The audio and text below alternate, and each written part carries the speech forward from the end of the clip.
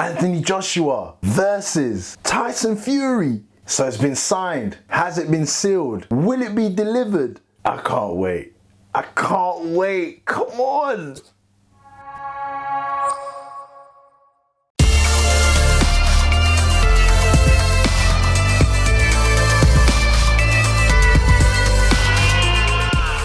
Hi there guys, and welcome to A Dash of Sports episode 44. I'll be your host and presenter Dashiki Dash, and on this show is where I talk about all things sports related, hot topics and trending stories. And if you like the previous episodes, then hey, give us a like, comment, subscribe, and if you are subscribed already, thank you so much. I truly appreciate your love and support. Remember to press the notification bell so that you don't miss out on any of my shows.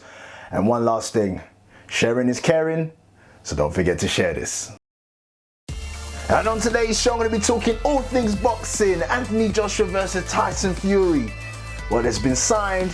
Has it been sealed, and will it be delivered? As this long-awaited fight clears another hurdle and takes one step closer to becoming a reality. And now when it comes to these two fighters, how close are they really when it comes to fighting each other? Because that's all we want to know.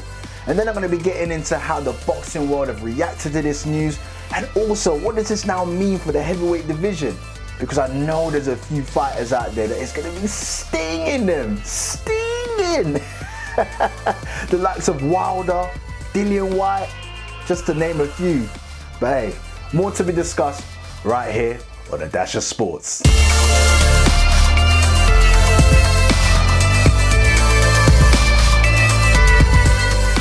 So, can we now confirm the Anthony Joshua versus Tyson Fury fight?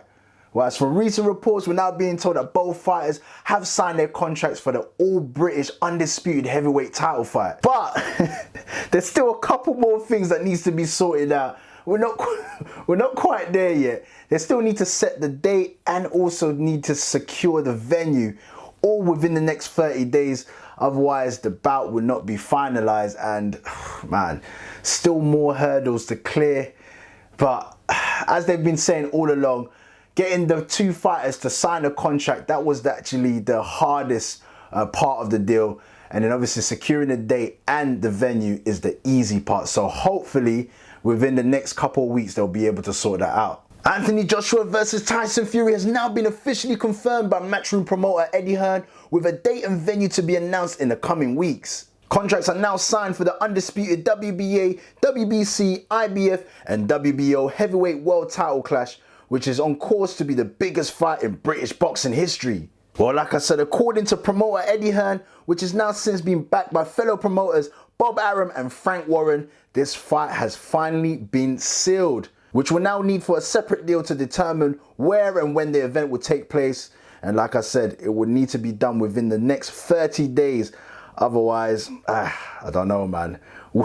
I don't know where we go from there. Now, before I used to sound so enthusiastic about this fight or the prospect of this fight, and slowly but surely, after weeks, months of protracted contract negotiations that are either confirming that the fight is on, or we're then hearing reports from either fighter saying, you know what, they're nowhere closer to actually sealing the deal, signing the contracts. But now we're hearing that they've officially done so.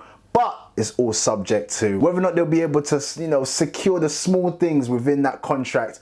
But they are made. You need a venue and you need to set a date. So hopefully they'll be able to do this as soon as possible, because I don't think we can wait any longer. We need to see this fight. This is the biggest fight in boxing for the longest time. Long gone the days of Mike Tyson, Lennox Lewis, Evander Holyfield, these big fights. Now we've got Anthony Joshua versus Tyson Fury, and we need to see who is the undisputed champion of the world. Forget your Wilders, forget your Dillian Whites, forget about your Povetkins, your Pulev, all of these guys, all of these pretenders. These two are the real deal. You got on one side Anthony Joshua holding the majority of the belts, and then you've got Tyson Fury holding just the one belt, and he stakes his claim as being a lineal champion. He has not been defeated for the titles that he beat Klitschko for, and he feels like, he's the out best in the world. So we've got to see these two get it on.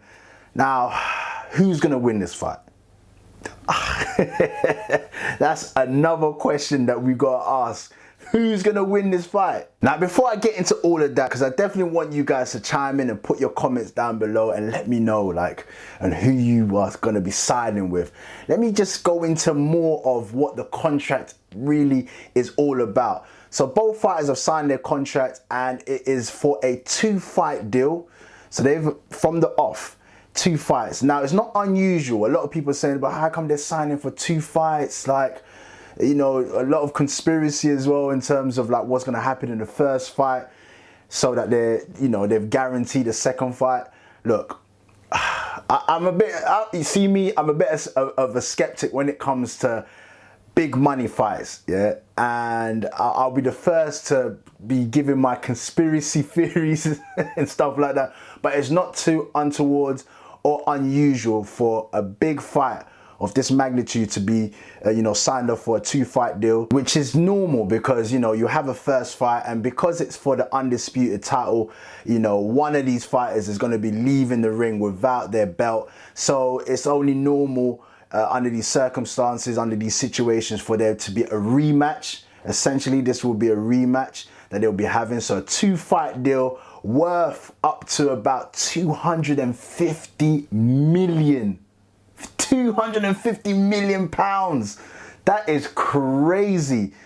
This is why nobody can intervene in this fight, because the money that's being generated for this fight is unbelievable, especially during these COVID times, and a lot of money has been lost or not been earned, should I say, within boxing. Now, to be able to generate this type of money, no Wilder, no Dillian Whites, no Usyk, none of these fighters can come there and try to step on these fighters' toes and be like, oh yeah, I'm #1 contender. None of this.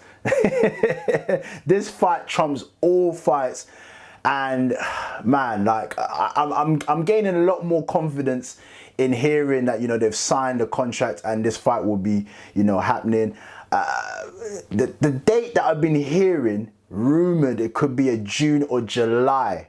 It's not been confirmed. Like I said, I'm hoping that within the next couple of weeks that they can actually just confirm this outright, so we can be like, fight has been confirmed. But it's around the June, July, so summertime. And then a lot of people have been saying, but well, would they be fitting 2 fights in the same year? And I feel that would be quite silly of them. The smart money would be the fact that they have the fight in July, June, July, summertime, and then next year, 2022, to have another fight. By then, however good the first fight was, I'm sure it would generate more attention, more money for them to be just, laughing to the bank. So, how is the boxing world reacting to this news?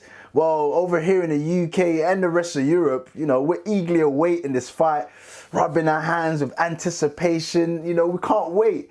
But I'm not really hearing so much. I'm not really hearing so much talk coming out of the US. Yeah, the US always tend to act like they don't know what's going on, especially when it's British fights, but soon enough they will catch on. But like I said, over here in the UK, we've got active fighters and inactive fighters, former fighters like David Haye and Tony Bellew, who've already been starting to give their predictions. Look, it's never too early to give your predictions, to kind of understand the fight plans that each fighter is going to have. And David Haye had a few words to say in regards to who he thought would win.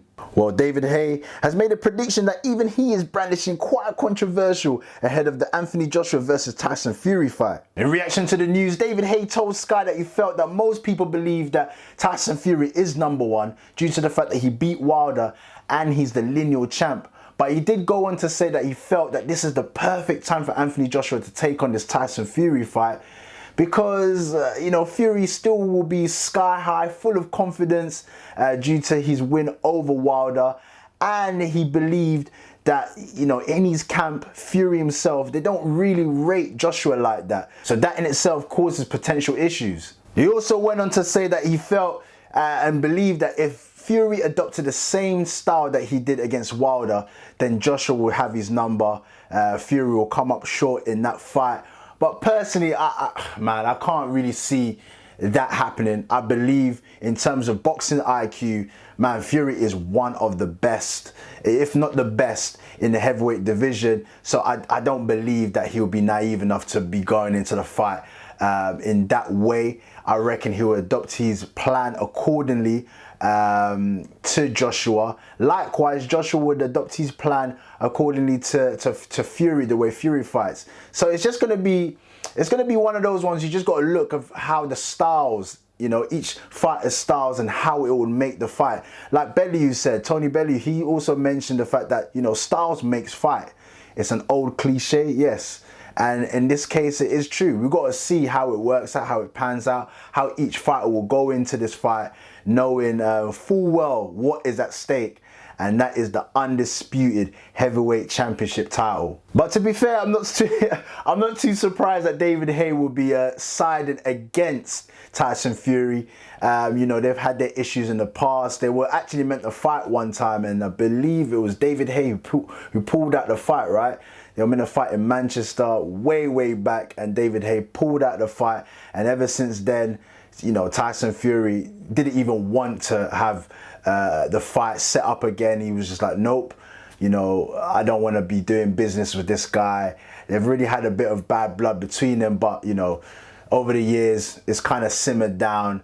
The respect has been there between the two fighters, more so I think for David Haye, who's now retired and he's on the other side of the ropes doing the commentary. So like in the last fight against Wilder, you really heard the way David Haye was in real admiration for Tyson Fury, especially the way he beat Deontay Wilder. So there was a lot of respect coming from David Haye. But in this instance here, like I said, I'm not too surprised the fact that he's siding more with Anthony Joshua than supporting Tyson Fury. But let me know, man, what do you lot think of David Haye's comments? Like I said, it's not one that we couldn't predict coming from David Haye. But like, he did mention a couple things in his statement that he felt that it might be the right time for Anthony Joshua. Who knows? It seems like they're both at their peak, and this is the best time to be fighting, right? We don't want to see these situations where we saw with like Mayweather, Manny Pacquiao, and a few others as well, where, you know, they end up fighting when they're on the decline. Right now, they're both rising at the same point, and it's about seeing who's number one. It is about seeing who's number one, and I don't know. Right about now, I keep changing my mind. I always felt like it would be a Fury would be able to take Wilder.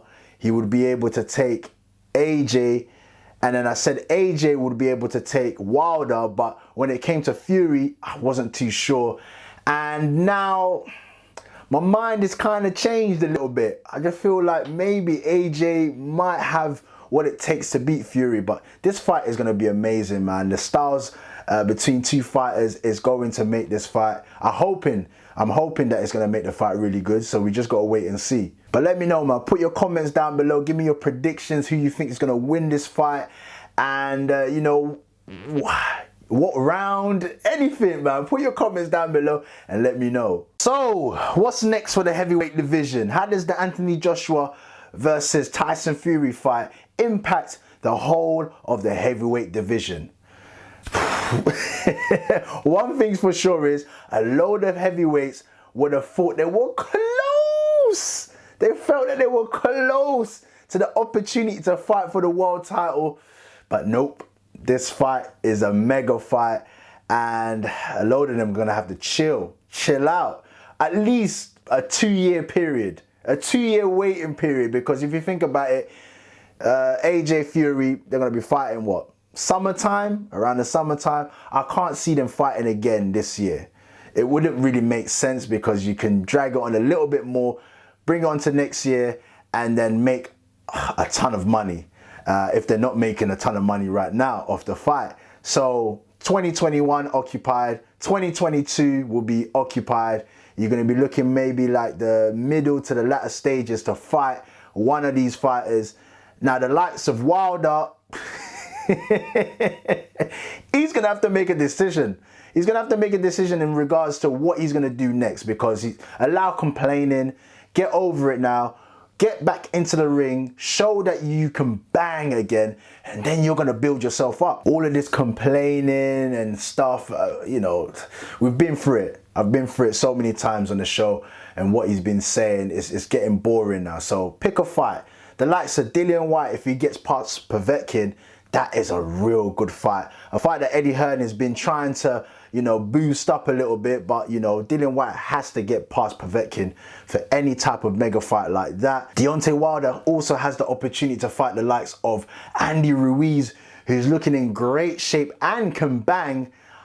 Man, I would even go out as far as saying that, you know what, Andy Ruiz could cause, in somewhat way, an upset, if you want to call it that. You know, I don't really want to call it an upset, because I feel like Andy Ruiz could beat Deontay Wilder. And Deontay Wilder, doesn't seem like he's really that focused. So he's going to have to be real careful on what opponent he goes for next, because they are hungry heavyweights.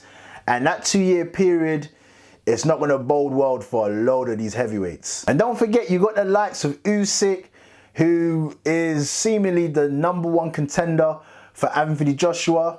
And he's going to have to wait now. Although he was trying to talk it up and trying to tell everyone that, look, you know, this is the ultimatum. If Anthony Joshua doesn't want to fight me, he's going to have to give up his titles.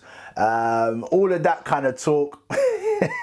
Like I said, this is a mega fight. Usyk, you've just, you know, beaten Chisora, who I always say he's more like the gateway for fighters nowadays to kind of have that, you know, kind of give them credit for being in the heavyweight. That's how I felt like that fight was, just to credit Usyk, to give him like some validation of being in the heavyweight division. And since then, man, the only fight that I can see Usyk really taking up is Joe Joyce, which would be a really good fight. They fought in the amateurs, and that would be a nice little rematch as well, a little grudge match there to see how each fighters have progressed throughout their careers. And Joe Joyce is no mug as well. Look at the way he beat Daniel Dubois. So it'll be a very good, interesting fight. I don't feel like these fighters in particular, Joe Joyce and Usyk, are of the standards of your Ruiz, Deontay Wilder, Dillian Whyte, and then the elite fighters like Fury and AJ. They're nowhere near that class, but look, man, you're going to have to do something. Like I said, it's going to be a 2-year wait, at least. And that's for the bracket I was saying, like the Wilders and that. But then imagine your Joe Joyces and your Usyk. You're going to have to wait for a bit as well. But, you know, Usyk is counting on the fact that he's #1 contender. So we just have to see, we just have to wait and see how that pans out for him. But like I said, man, put your comments down below and let me know everything that I've mentioned today on the show. What's your thoughts? You know, who's going to win? Anthony Joshua or Tyson Fury? David Hay made a few comments in terms of his predictions. How'd you feel about that? And also, you know, the heavyweight division right now, man, there's a lot of hungry heavyweights that is stinging them right now that they're going to have to wait. So at the present moment, they're going to have to fight amongst themselves. So which of those fighters would you put? If you was a promoter, who would you match up, you know? Who would be the dream matchup for you guys? Put your comments down below and let me know, because there's a few fights out there that I would love to see. And, you know, I've mentioned it, I'm not hiding it. I would love to see the Dillian Whyte versus Deontay Wilder. I think that's a real grudge match. They've been, you know, in somewhat negotiations in the past, but it's not really been able, they've not been able to make it happen. And one's been calling the other one a coward, and the other one is saying that, oh, they're ducking him. So let's get that fight, man. That fight has to be made. But like I said, Dillian Whyte has to get past Povetkin first. Can't fail for the second time. Once he gets past Povetkin, then we can start talking about Deontay Wilder. But either way, let me know. Put your comments down below and let me know. But before I end the show, I wanted to take the time by sending out my heartfelt condolences to the Hagler family, as it's been recently reported that Marvin Hagler the former undisputed middleweight champion, had recently died at the age of 66. The death of marvelous Marvin Hagler, who was the undisputed middleweight champion of the world from 1980 to 1987, was announced by his wife Kay Hagler and also posted on social media by his former boxing rival turned best friend Thomas Hitman Hearn. Hagler had ruled the division from 1980 but was dethroned following a controversial defeat by Sugar Ray Leonard in April of 1987. The New Jersey southpaw Hagler was only knocked down once during his professional career and defended his middleweight crown 12 times. Hagler famously battled Thomas Hitman Hearn in Las Vegas in 1985, winning the 3 brutal rounds of a fight which became known as the War. But then Hagler would suffer a split decision defeat to Leonard 2 years later, and his American rival headed back into retirement, denying him a rematch. Hagler subsequently retired from boxing in June of 1988 with a record of 62 wins, 2 draws and 3 defeats. Now you see the Marvin Hagler versus Thomas Hitman Hearn fight, yeah? As many people would say, this is one of the best fights of all time. And not only the best fights of all time, with one of the best rounds, not even one of, the best round, for me personally, the best round of any fight. The way they just go hammer and tong, mano y mano, toe to toe, like in the first round, there's not many fights you would ever see like that. That's like, I know that Rocky was, done way before this fight. Rocky was like 1976. We were talking, this fight, the Hagler and Hearns fight, that's in the 80s, late 80s to say. And that fight in itself was like a Rocky fight.